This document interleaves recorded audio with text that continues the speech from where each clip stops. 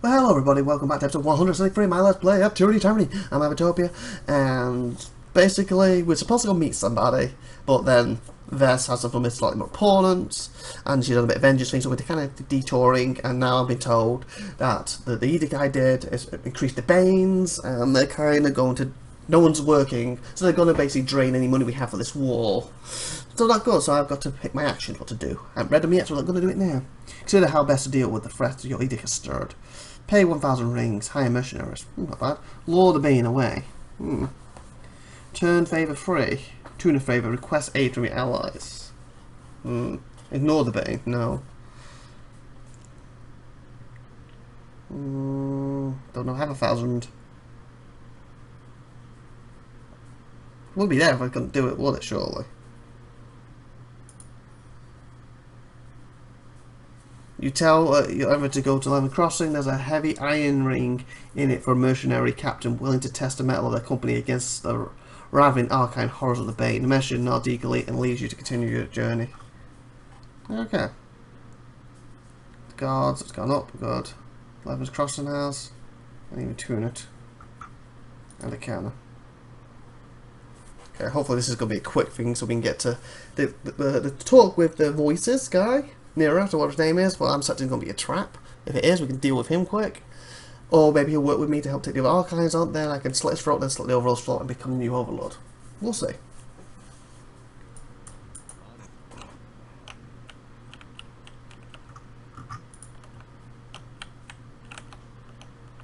I was going to say maybe just save it, but it just kind of took over.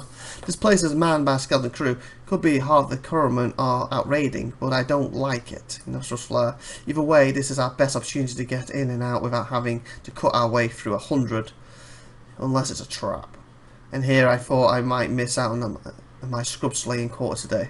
How many more people are we going to have to kill in there? I'm not sure. The voice of Nero will be thrilled with us destroying his fort.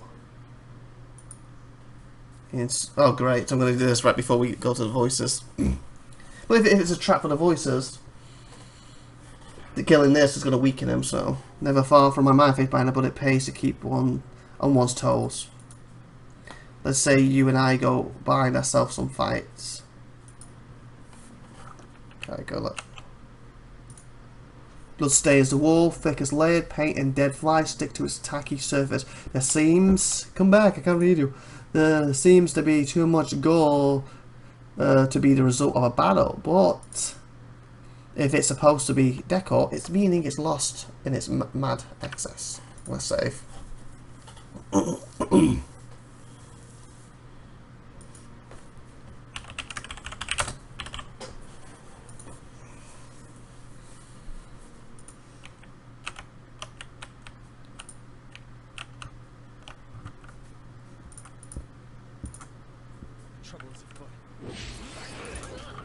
Okay, looks like they're going to talk to us. Get this guy. So we're going to do a lot of damage to us.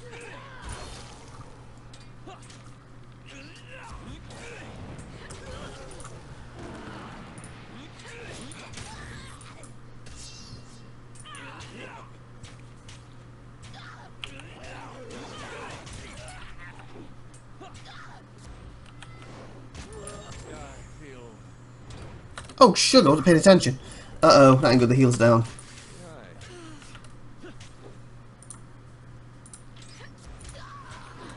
That was not a smart thing to do. My heal went down.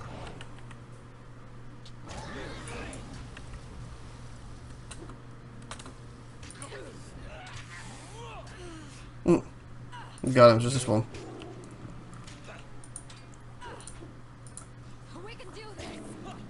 Yeah, I know.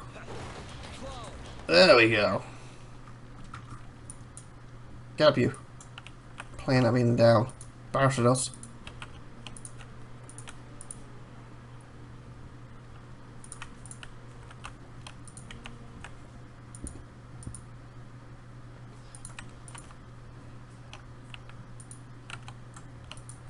Is that it?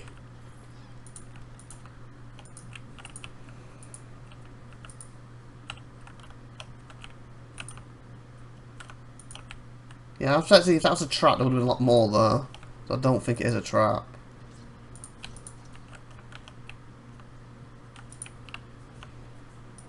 Unless it's a small thing to lure us in.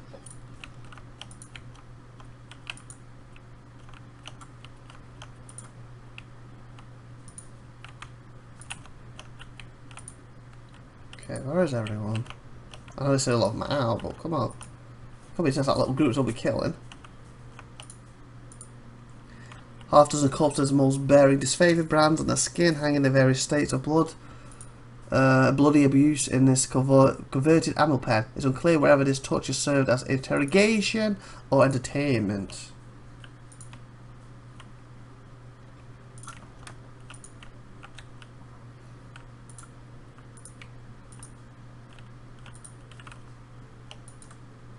Rust or marred iron weapons have been strewn hazardly in the corner of the fort. Some seem to be vicious knives broken down from larger swords, while other blades boast new barbs. Serrated edges? There he is. And he's on his own. Oh, I want to pick that up first. A man spins to meet you as you enter the core of the stronghold, his carbon black skin gleaming with a sheer of sooty sweat. Actually, if he has turned on Narraton, or the voices guy, whatever his name is, and we kill him, that's going to help us allies a bit more. A sweep of grey ash smear his red robes, and he grabs in his hands the staff of Blood Chanter, orange flames licking its length. First, okay, his eyes flicker to you, and he bows his head slightly. Then you know who I am and why I'm here. That should make things quick and easy. Her eyes shimmer with the reflection light of Karen's flame. Of course, what a pleasure. Laughter scratches at his arm with the point of his quill.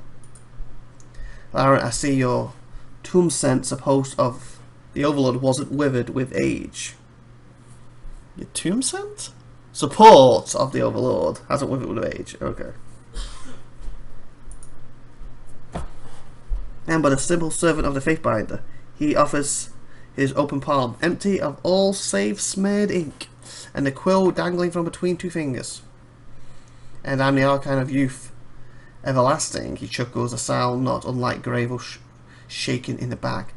Introductions are in order. Who exactly are you? Traverse, I assume he's one of your sister's killers. None other.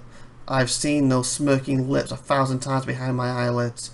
I've put a lot of thought into how I'm going about cutting them off. His tongue runs the length of her upper teeth.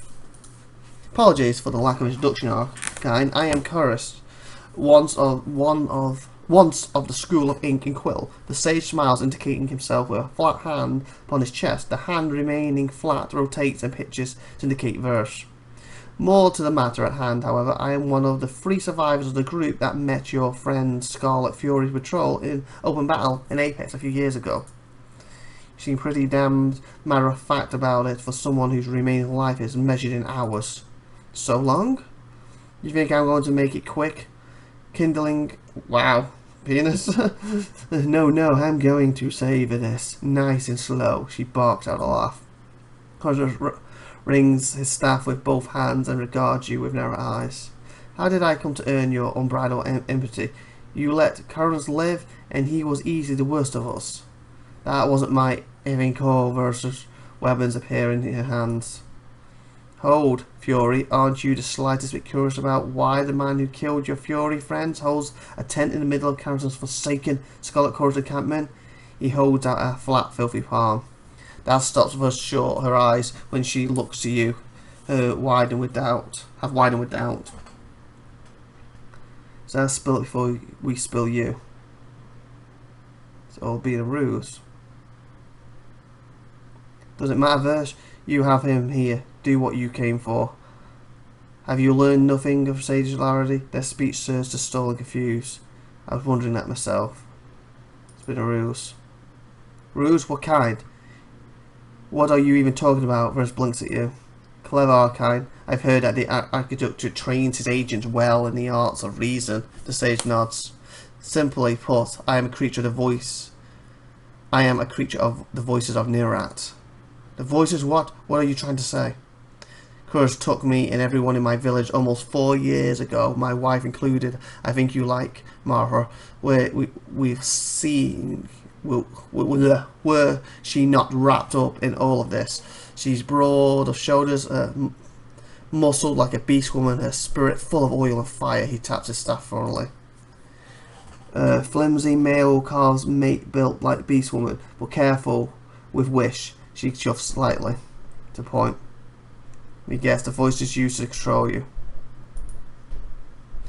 Muscle matters in the chorus, but a vicious killer is what a pawn to the arcane of secrets. Only knowledge truly matters that made me valuable to them. Marvin less so. He stares into the magical flame, calling at the head of his staff. So basically, the voices got him to kill her group. Is that what's going on? So you cut a deal here. Her upper lip curls back, revealing a sharp yellow canine. So you cut... Oh, didn't continue. I told them I'll do whatever they wanted so long as they kept her out of their more sacrificial operations. He lets loose another long sigh, shoulders sinking slightly as if under a growing burden. As a tearsman and a sage, I could go places the voices people couldn't, join causes that they couldn't. Long before the Tarkus clan reached an agreement with the sages to slaughter the garrison of Inwell Citadel, I helped Tarzan Demons plan his resistance. The voices allowed the Oathbreakers to slaughter the garrison's expendable gangs as distractions for their true objectives. For Verse and his sisters expendable. So it does to believe he would sacrifice a squad of Scarlet for expendable. B-word, Sherwood, each fury is worth 24 conscriptions, a sisterhood that dances together like ours. There's no more vicious force on the whole effing field of war. I think you're right, or something like right. We weren't supposed to kill you, and we weren't supposed to take you alive. What are you supposed to do then? The voices wanted you to witness your squad's deaths, the sage nods viciously. Wanted her personally, or the squads to do it? No, her personally. Why? You didn't kill us all. You took Gazan versus words carried the chill of winter. We captured one of you, yes. Irison wanted to finish her off as a warning. Council thought we could sell her. I sided with him and suggested a ransom to the Arcane of Secrets. That's what we did. I got your friend home to the voices. He gazed his eyes arrested. It's better to believe Narek cared enough about one of his own to purchase her back? I'm not sure it matters what you believe. You lie, Regessa. My sister is dead. Mr. Match's eyes glared from beneath his lowered brow. If so, she was killed after we left her with the Arcane. Which I suppose brings us to the present. The voices left me with standing orders. If you ever figured out the truth of it, and you just told us, or well, I figured out, whatever, I was to bring you to them. So that's what happens next. He rubs to the bridge of his nose. Which is why I've kept you talking to the reinforcements return from patrol. In the brief silence that follows, you discern quiet chatter and the sound of boots on dry earth. I knew he was doing that as a trap. Elsewhere in the fort, you left us with no choice, Karas. We'll have to kill you before they get to us. Help us and we'll help you. To avoid with your wife, you die here.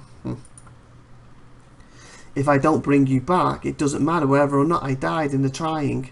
The voice of Nerek will murder Maran. He lifts his staff and the flames along its length brighten, emulate runes burned into the wood. The only other way to save her would be to kill the Archon of Secrets. You left us with no choice, Careful, you have to kill you. The Archon of Secrets is our ally. Then we will kill the Archon of Secrets. To the void with your wife, then... Okay, I don't know what to do.